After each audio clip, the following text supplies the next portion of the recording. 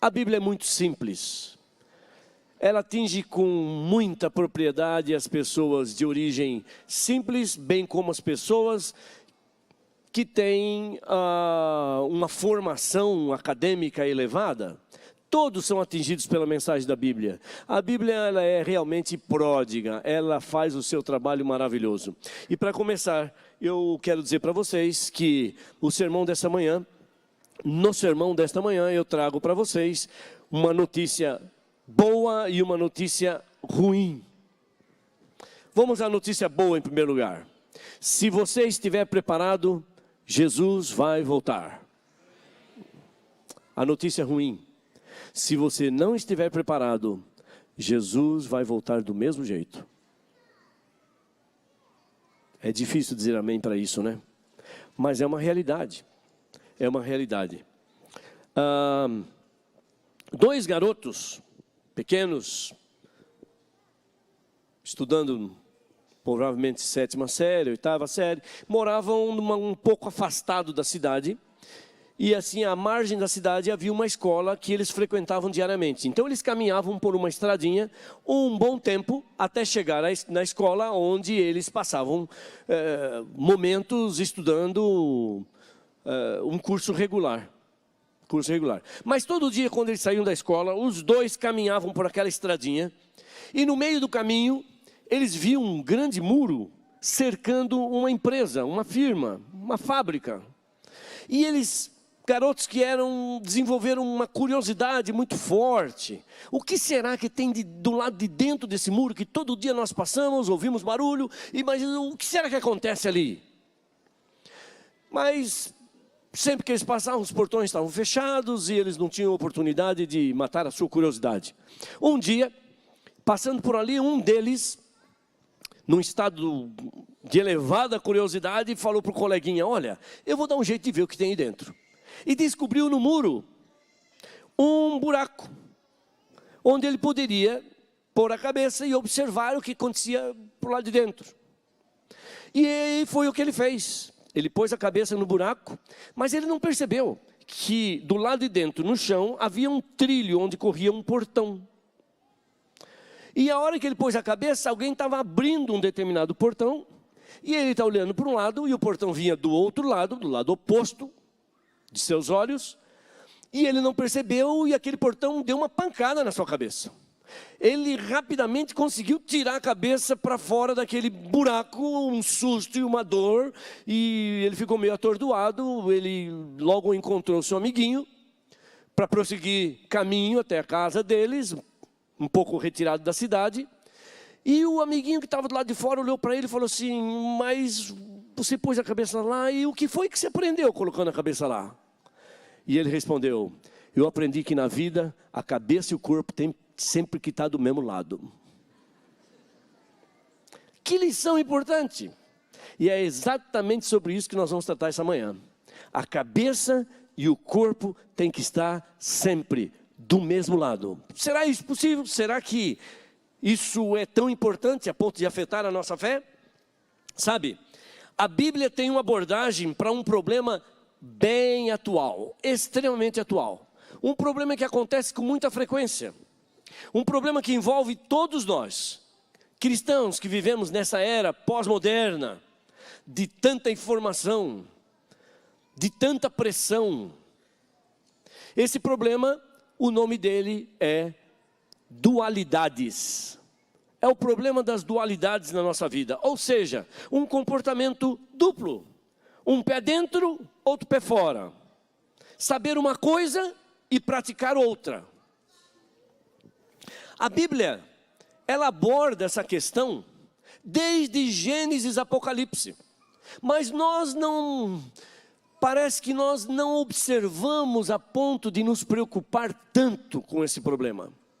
Nós levamos a vida e esse problema parece que faz parte do nosso cotidiano e nós relevamos essa situação. Mas eu separei alguns exemplos para mostrar para vocês como a Bíblia ela é severa, ela é séria em nos alertar sobre isso. Por exemplo, em 1 Reis, no capítulo 18, 21, diz assim: Até quando vocês vão cochear entre dois pensamentos? Ou seja, vão ficar em dúvida entre uma coisa e outra coisa. Se o Senhor é Deus, siga-o.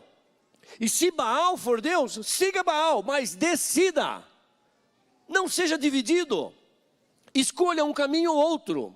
Não fique no meio termo, saia de cima do muro.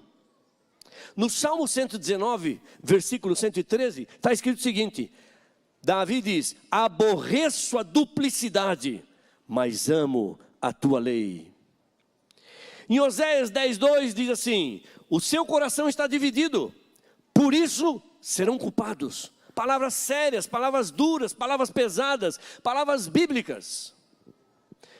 Em Mateus 9, versículo 13 diz: ide, porém, e aprendei o que significa misericórdia eu quero, e não sacrifício.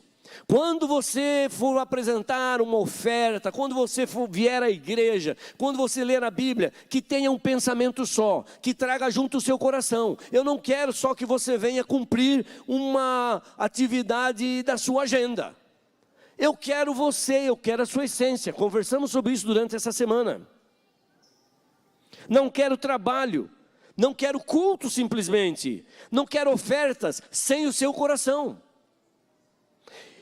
Em Tiago 1,8, é um versículo muito forte sobre esse conteúdo. Diz assim: o homem de coração dobre, ou seja, o homem de coração dividido, ele é inconstante em tudo aquilo que ele faz. É inconstante em todos os seus caminhos. Se você acha muitas vezes que sua vida, ela está oscilante demais, que suas escolhas são difíceis, pare e pense, se você não está justamente se comportando da forma como Tiago fala, que o homem de coração dividido, ele é naturalmente inconstante. E talvez essa situação e essa posição da Bíblia em nos tornar clara essa situação, chega a seu ápice, ao ponto crucial, ao ponto mais elevado, como está escrito no livro de Apocalipse, capítulo 3 e versículos 14 a 18, a carta à igreja de Laodiceia, a última das 7 igrejas retratada no livro de Apocalipse, a que representa o povo de Deus na época que nós estamos vivendo hoje. E como esse é um texto básico, é um texto que nós vamos nos apoiar nele para chegar às grandes conclusões bíblicas, eu gostaria de lê-lo com vocês. Apocalipse 3, 14 a 18. Vou ler o 14, que diz o seguinte: ao anjo da igreja que está em Laodiceia, escreve: isto diz o Amém, a testemunha fiel e verdadeira, o princípio da criação de Deus.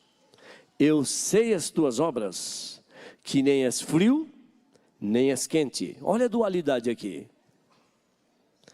Oxalá foras frio ou quente, isso já chama a nossa atenção. Como? A Bíblia deseja, quem dera você fosse frio, ou quem dera você fosse quente. A Bíblia prefere que nós sejamos frios ou quentes, mas ela detesta que nós sejamos mornos. Assim, porque és morno e não és frio e nem quente. Agora vem palavras duras, palavras sérias. Deus não poupa palavras pesadas e difíceis.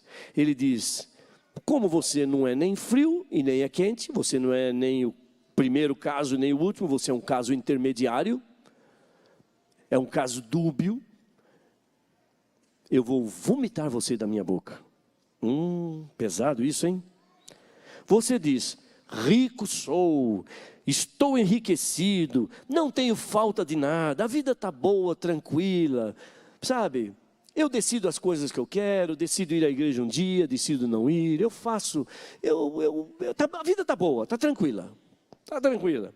E como você diz, estou enriquecido, não tenho falta de nada, mas você não sabe que és, olha palavras difíceis aqui, que você é um desgraçado, miserável, pobre, cego e nu.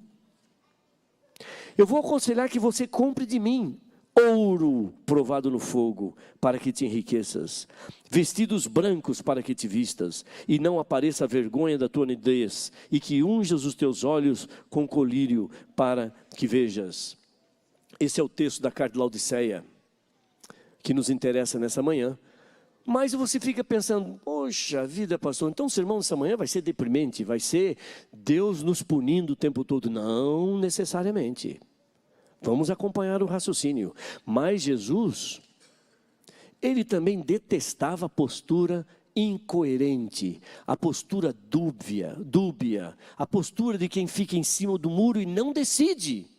Olha o que aconteceu na vida de Jesus, que está retratado no livro de Marcos, capítulo 11, 27 e até o 33. Eu ainda falando sobre essa questão das dualidades, num acontecimento conhecidíssimo na vida de Jesus, e de fácil aplicação para hoje, diz que eles, Jesus e os discípulos, regressaram para Jerusalém, e eles andando pelo templo, vieram ao seu encontro os principais sacerdotes, os escribas, os anciãos, aquelas pessoas bem legalistas, mas que dirigiam a obra espiritual naquela época, e fizeram uma pergunta para Jesus. E disseram para ele o seguinte: Jesus, com que autoridade você faz essas coisas que você anda fazendo por aí?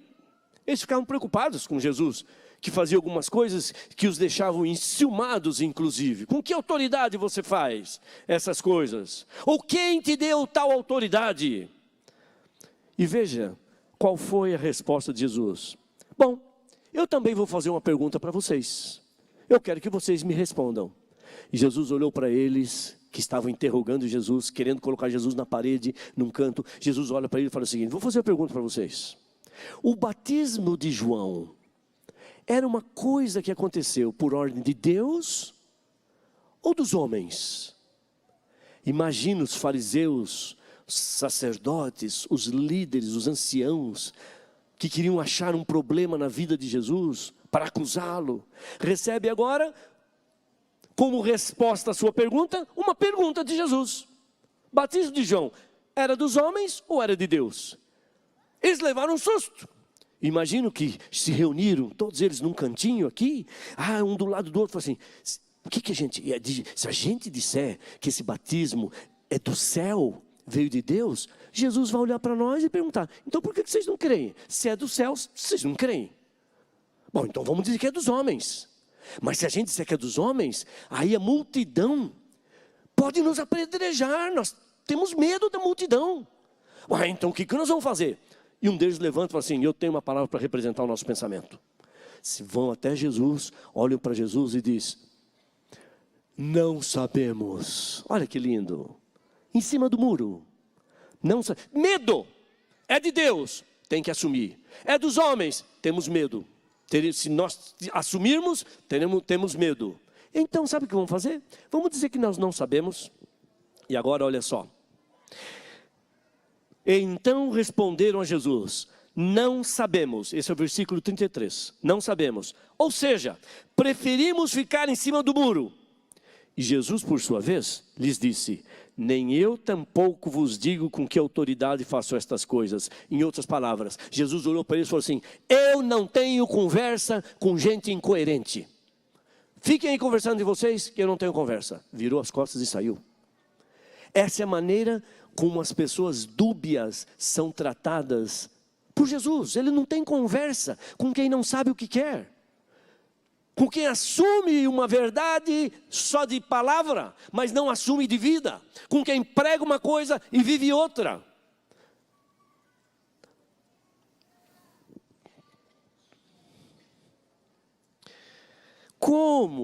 Como aqueles líderes da igreja tinham a coragem de olhar para Jesus Cristo, que lê a vida das pessoas, e dizer: nós não sabemos.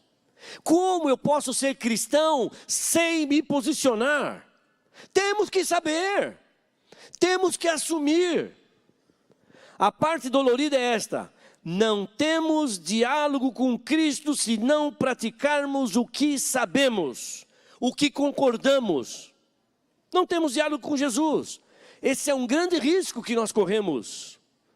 na época atual, nos tempos destas filosofias pós-modernas que fazem a nossa cabeça. Quero mostrar uma coisinha para vocês que eu considero muito interessante e vamos raciocinar um pouquinho sobre ela. Eles vão colocar ali alguns slides e nós vamos analisar esta situação.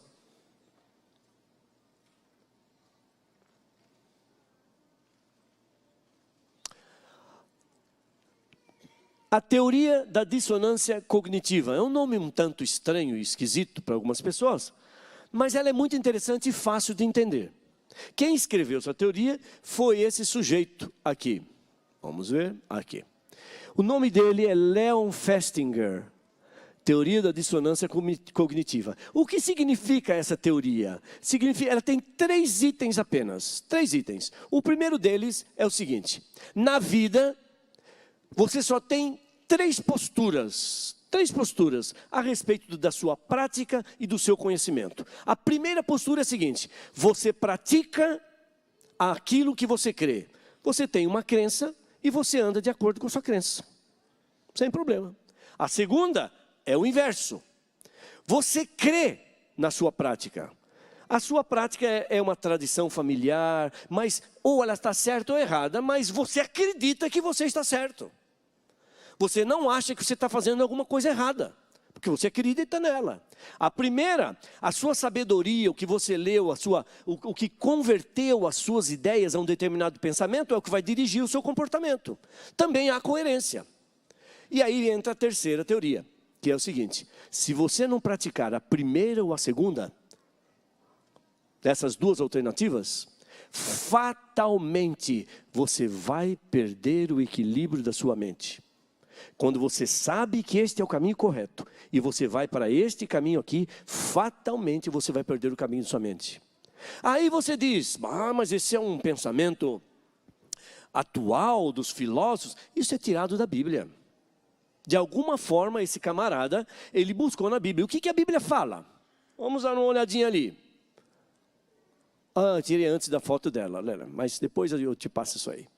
Ela diz o seguinte: das duas uma. Ou aquilo que sabemos ou pensamos se adapta ao nosso comportamento, ou o comportamento adapta-se ao nosso conhecimento. E a Bíblia? Aqui está a explicação que eu já falei para vocês, que se não praticar nenhuma nem outra, você vai perder o equilíbrio. A Bíblia já fala o seguinte: enganoso é o coração, mais do que todas as coisas, e perverso. Quem o poderá conhecer? Em outras palavras, ele está dizendo: você não conhece o seu coração. Quando você diz: eu fiz isso muito bem intencionado, o seu coração pode estar negando o que você está falando, porque as suas intenções são enganosas. Você não se conhece. Olha de outro texto mais contundente ainda, de onde essa teoria possa ter saído, também da Bíblia. Bem-aventurado aquele que não se condena naquilo que aprova. Eu aprovo esse caminho, eu aprovo essa atitude, e no fundo ele sabe que não deveria aprovar. É dúbio, está desequilibrado, vai perder o equilíbrio da mente. De todas as formas, desde a forma mais suave, que é uma pessoa que se torna ranzinza, amarga, uma pessoa que desgosta de tudo, ou até uma pessoa que perde o seu equilíbrio mental. Por quê? Porque está vivendo uma coisa da qual ela não acredita. E assim a vida continua. Eu fui convidado, já faz um bom tempo, a participar de um encontro de 3 corais na cidade de Curitiba. Coral jovem do IASP, coral jovem de Rio de Janeiro e coral jovem de Curitiba. Se encontraram quase 500 jovens no Hotel Dom Bosco em Curitiba para um final de semana espiritual. Foi um final de semana maravilhoso. Os jovens cantaram, eles leram, ouviram a palavra, mas jovem é jovem. Vive na atualidade, tem também, como todos nós, a tendências para as dualidades, para os questionamentos e para todas as coisas dessa natureza pertinente à idade deles.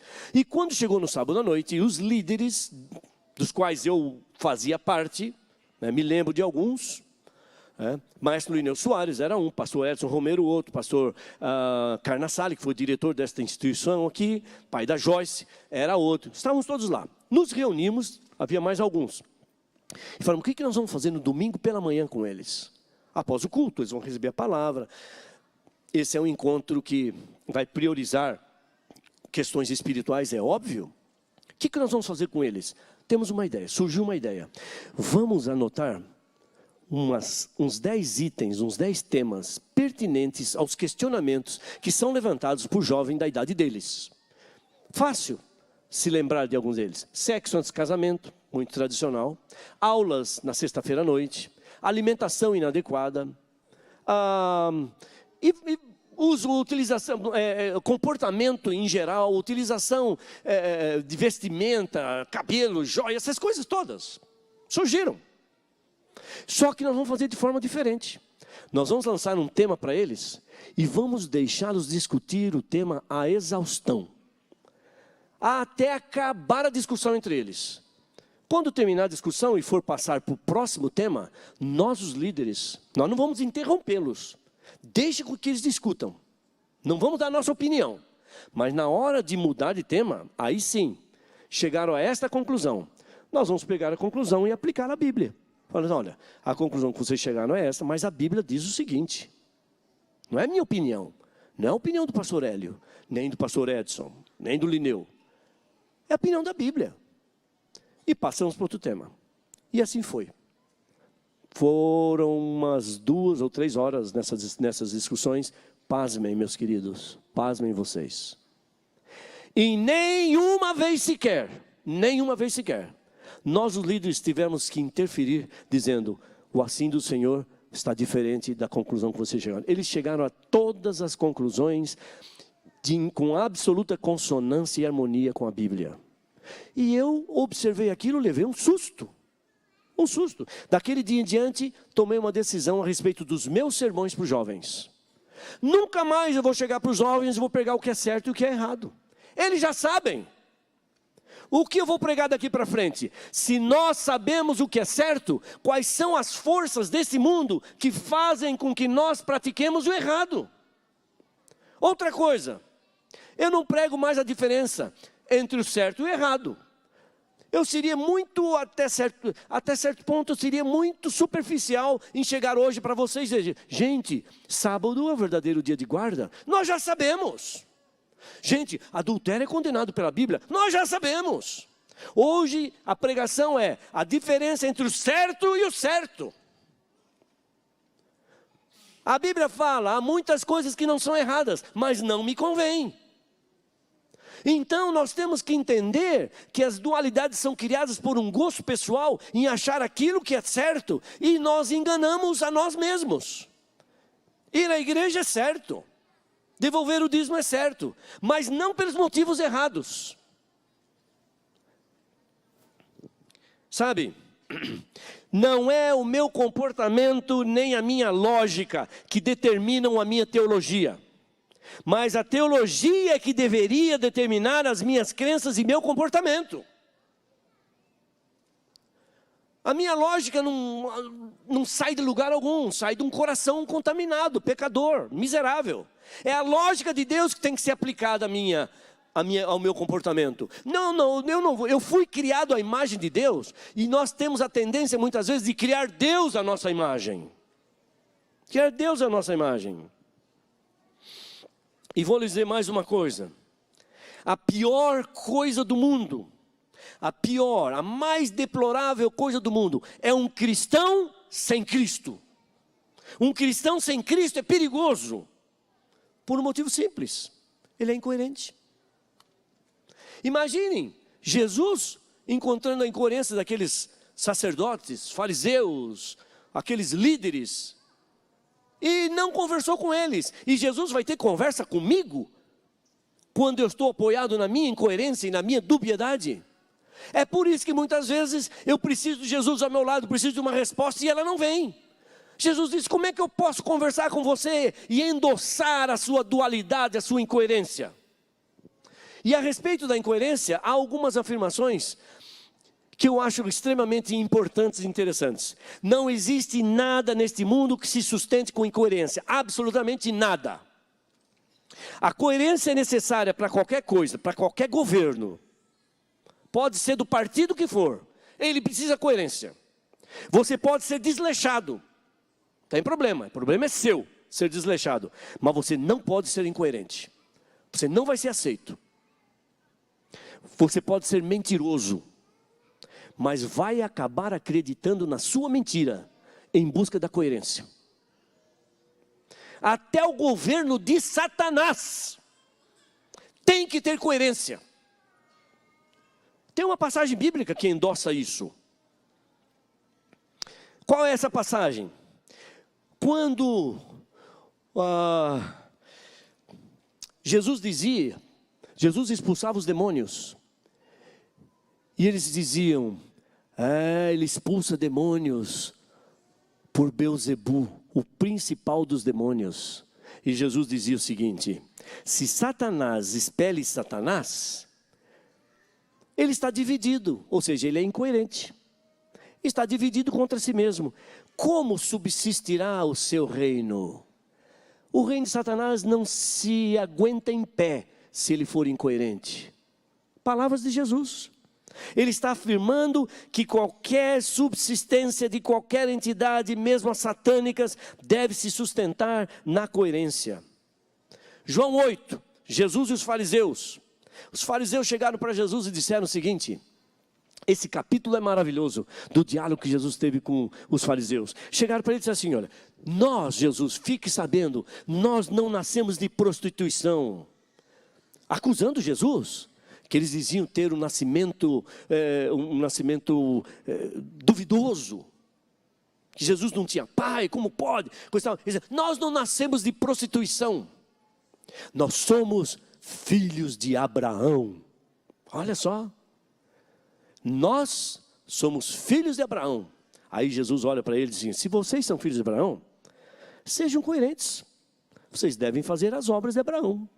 Mas vocês querem me matar? Isso Abraão não fez, portanto vocês são incoerentes. Mas eu vou achar uma coerência em vocês. Se vocês dizem que são filhos de Abraão, querem me matar, isso Abraão não fez. Mas se vocês querem me matar, Satanás é o pai da mentira, Satanás é o pai do assassinato, vocês são filhos de Satanás. Jesus era forte. Com o quê? Com a incoerência. Que coisa tremenda. O estado de mornidão, ou seja, a dualidade, o estado de incoerência, caracteriza o povo de Laodiceia. E o que é ser incoerente? Ser incoerente, meu querido, não é ser ateu, nem ser descrente. Não. Nosso texto afirma que é melhor ser frio, é melhor ser quente, do que incoerente. Ser incoerente é estar em cima do muro, é vir à igreja, é ouvir a palavra, é saber e não praticar.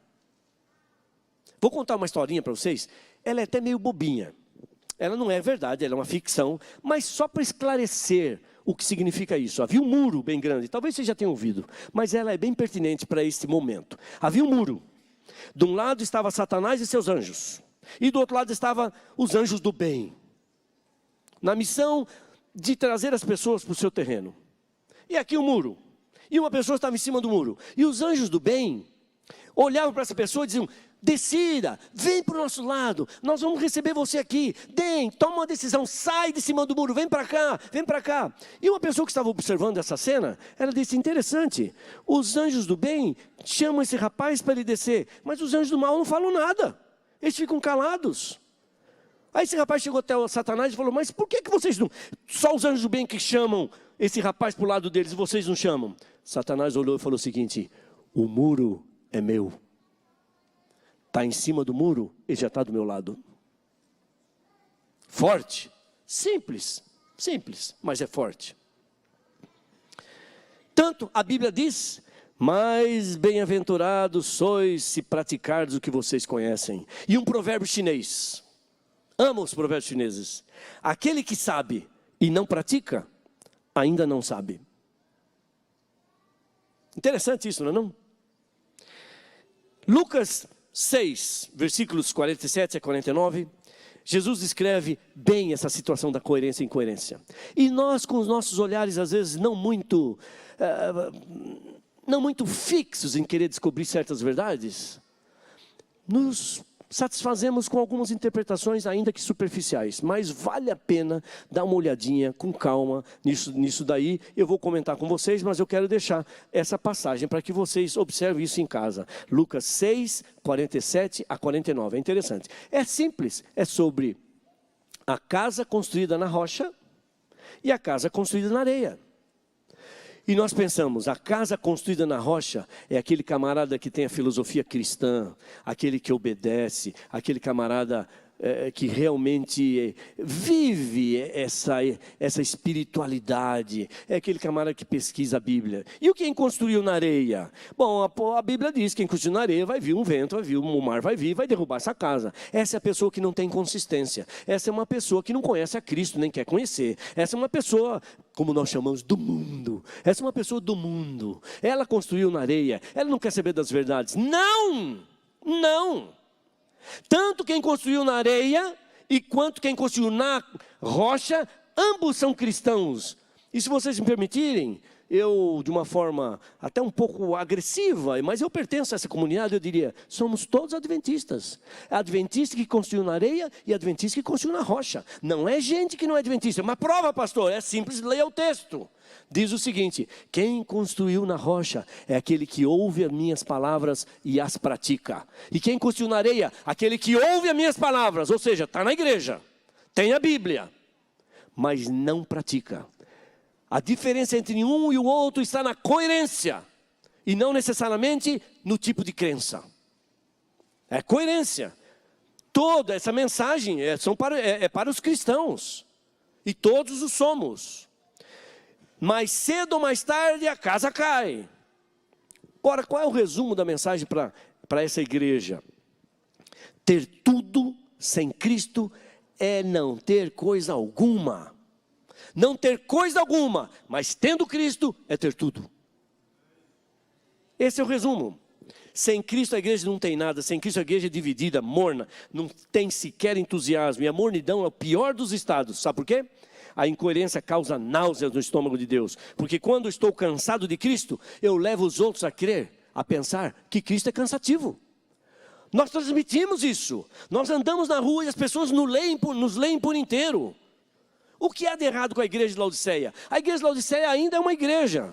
Nela ainda se presta culto. As pessoas que nela congregam ainda têm o hábito de adorar. Mas eles não estão extraindo muito da experiência do culto. Os cultos se tornaram sem efeito. E Deus diz palavras difíceis e pesadas. Sabe, meus queridos, muitas vezes a prosperidade se torna inimiga da espiritualidade. Uma pessoa próspera, às vezes, tem a tendência de se tornar inimiga da espiritualidade. Por quê?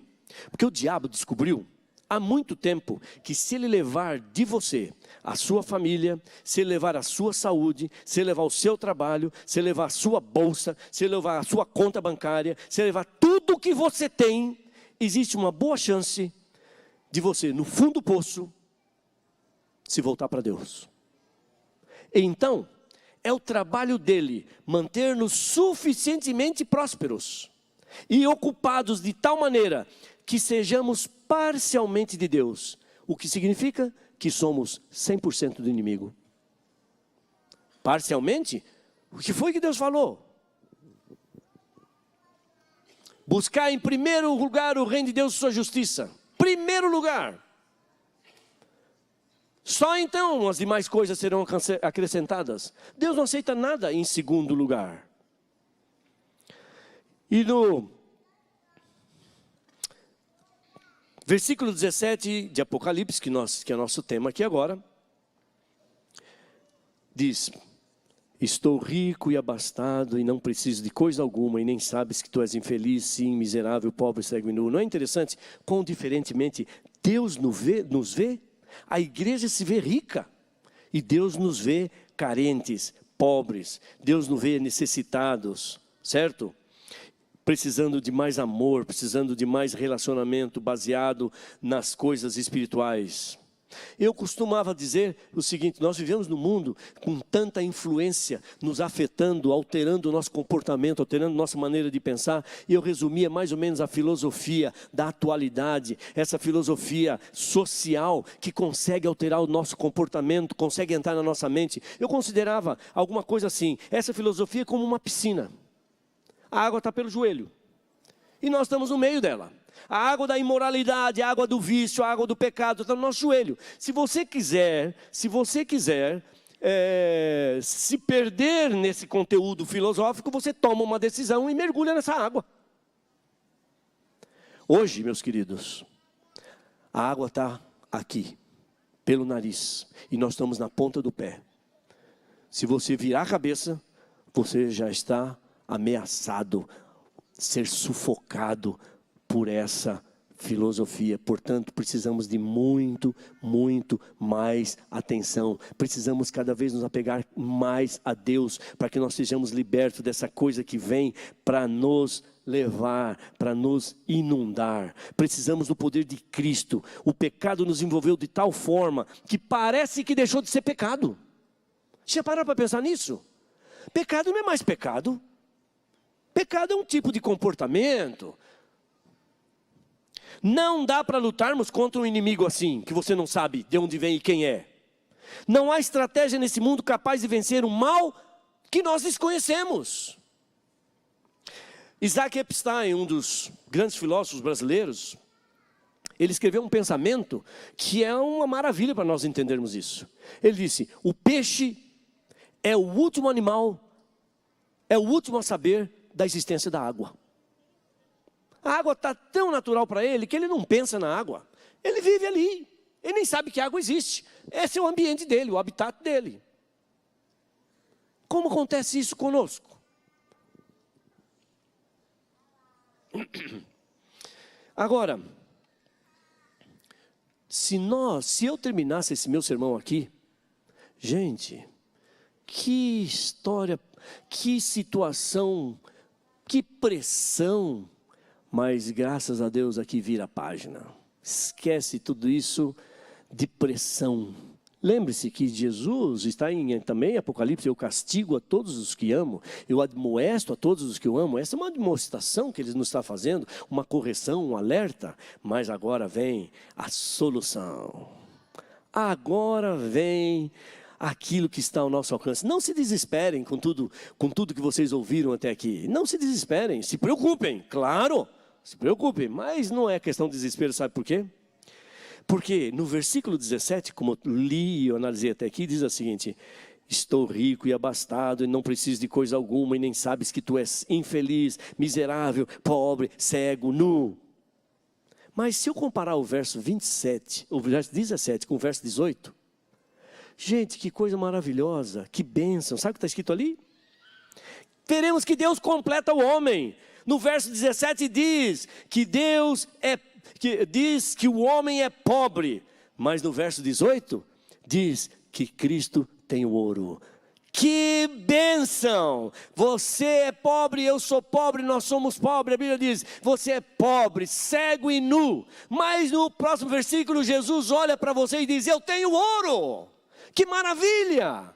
No verso 17 diz que o homem está nu. No verso 18 diz: eu tenho as vestes da justiça, as vestes perfeitas, aleluia. No verso 17 diz que o homem é cego, e no 18 diz: mas eu tenho o colírio para os seus olhos, maravilha das maravilhas.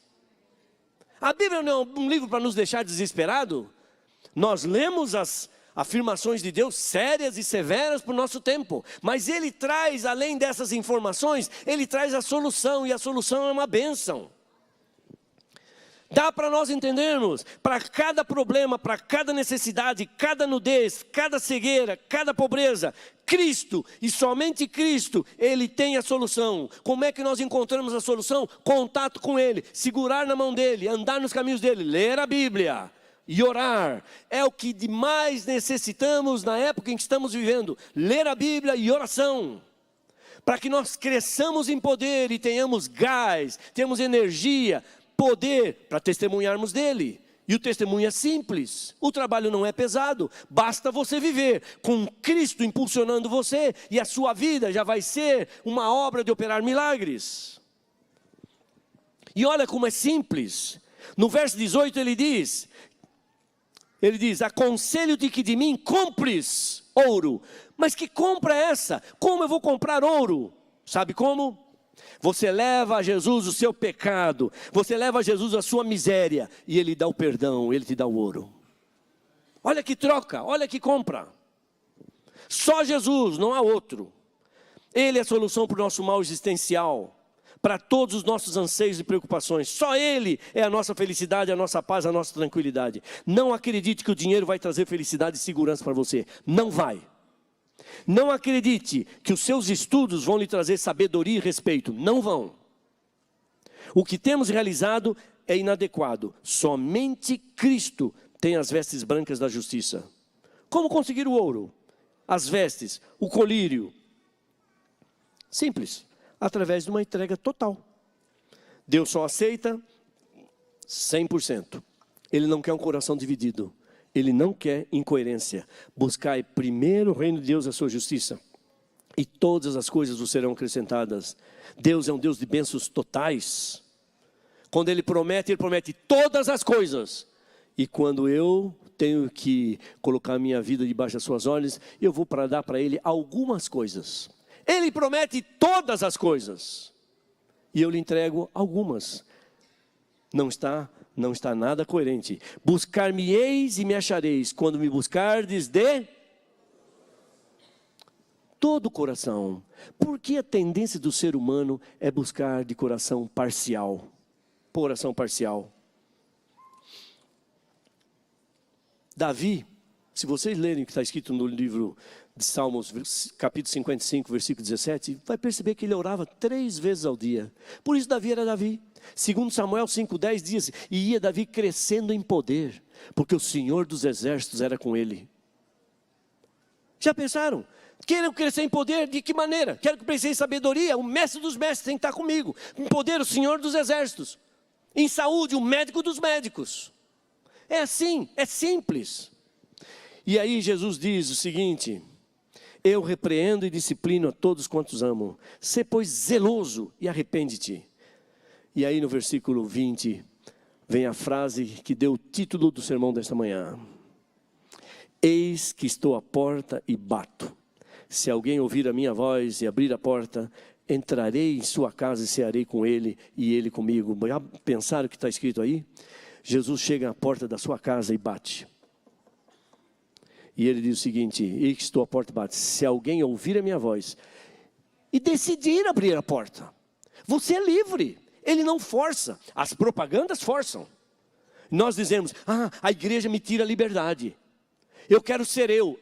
Bonito, entra nas drogas, depois diga que eu vou sair a hora que eu quero. Cadê a liberdade? Jesus não faz isso. Jesus não força você através de propaganda. Jesus chega e diz, eis que estou à porta batendo. É você quem decide. É você que vai abrir se você quiser. Se você não quiser, eu retiro e respeito a sua decisão. Você não quer. Mas eu estou à porta e estou batendo. E eu vou entrar na sua casa e quero entrar na sua casa. O que ele quer fazer? Olha o que o versículo diz. Eis que estou à porta e bato. Se alguém ouvir a minha voz e abrir a porta, entrarei em sua casa e vou fazer uma investigação. Vou apontar o dedo para tudo quanto é erro. Eu quero ver você numa cruz. Eu quero ver você aprendendo o que é certo. Não esqueça isso. E diz, vou entrar na sua casa e vou cear com você, vou jantar com você. Jantar era o melhor horário do dia, era a refeição mais importante na época de Jesus, onde o pai sentava com a família, conversavam sobre a colheita, sobre a plantação, sobre o futuro, sobre as benesses de Deus. Era um momento agradável. A ceia, a festa, o jantar, é isso que Deus quer. Ele quer jantar com você. Quando você, na nossa sociedade, convida alguém para jantar, você quer estabelecer o início de uma amizade, ou então você quer perpetuar a amizade, você quer passar momentos agradáveis. O jantar existe para reforçar as amizades. Eu mesmo, quando fui pedir minha esposa em casamento, Naquele dia eu cheguei para ela e falei, você quer jantar comigo? Um jantar à luz de velas. Fala quem recusa. Não tem jeito. Ela sabe que não existe ameaça. Ela sabe que só vai existir alguma coisa para reforçar o relacionamento. Sabe que só pode vir coisas boas dali. É exatamente a figura de linguagem que Jesus utiliza com você. Olha como que é Jesus. Jesus não é repreensão, censura. Isso que eu falei foi uma análise que nós fizemos do comportamento bíblico da igreja de Laodiceia nesse tempo. Mas o ponto mais importante é o que Ele pode fazer por nós. É nós nos alertarmos da nossa situação e nos entregar para Jesus, porque Ele quer jantar conosco. Ele quer jantar conosco. No melhor momento do dia. Quer nos reunir. Quer aumentar esse relacionamento de intimidade.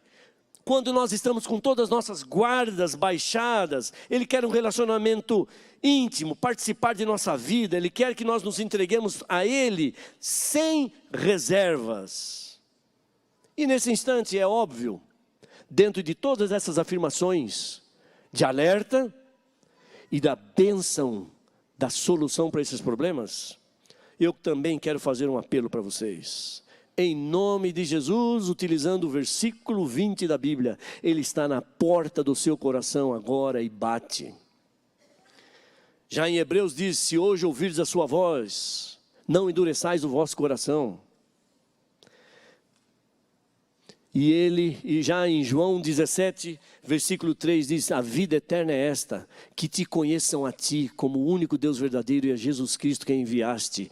Vida eterna é o que nós temos quando nós conhecemos a Jesus. Gente, vida eterna, baseado no conhecimento, mas uma pessoa dúbia, é muito difícil conhecer qualquer coisa. Ela está cega. Abra a porta. Isso Jesus não pode fazer por você. Se você abrir a porta, Ele vai jantar com você. Nesse instante, eu gostaria de encerrar essa semana, não com um apelo para vocês virem à frente.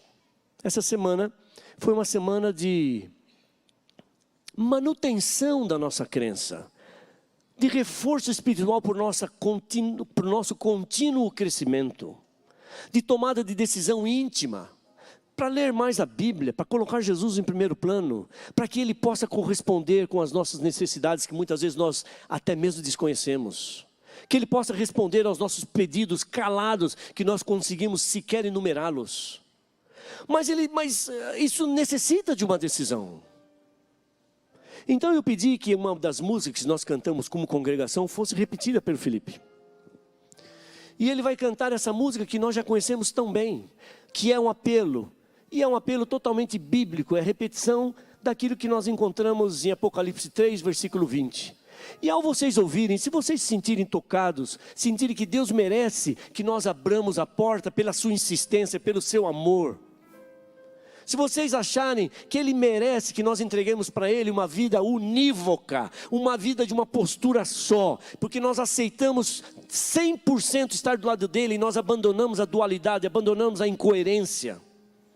Se você perceber que merece uma reflexão, merece uma tomada de decisão, eu queria que você colocasse em pé, como símbolo da sua decisão, para você mesmo.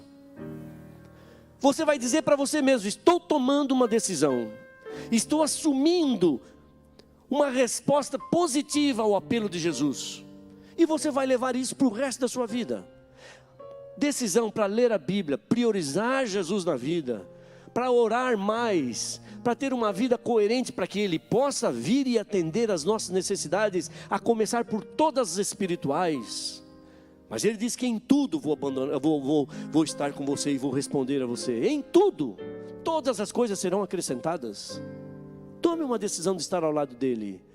Se você acha que Ele merece, que você gostaria de falar com Ele, abrindo a porta do seu coração, se coloque em pé. E vamos ouvir essa melodia que ele vai cantar, essa letra tão profunda, tão importante.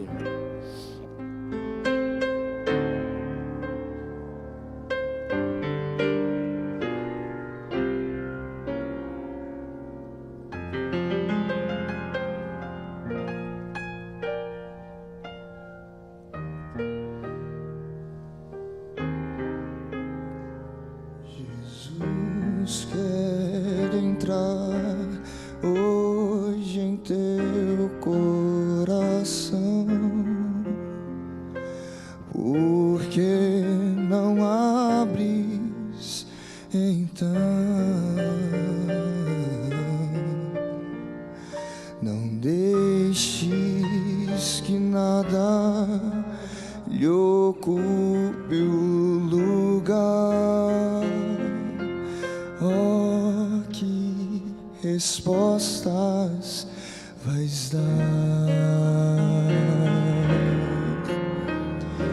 Vezes sem conta esperando Ele tem, e agora eis que espera também. A ver se lhe queres a porta franquear. Oh, quanto almeja Ele entrar.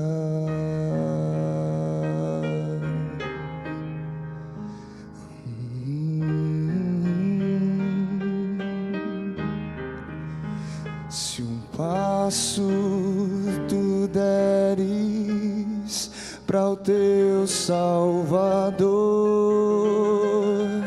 Ele te espera com amor. Unido a Jesus, toda treva se esvai, e Ele em ti vais morar. Vezes sem conta esperando Ele tem, e agora eis que espera também.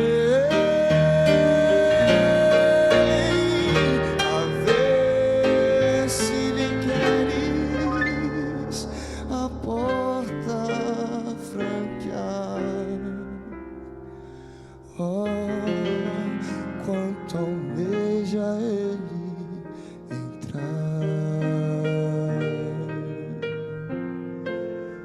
Oh, quanto almeja Ele entrar.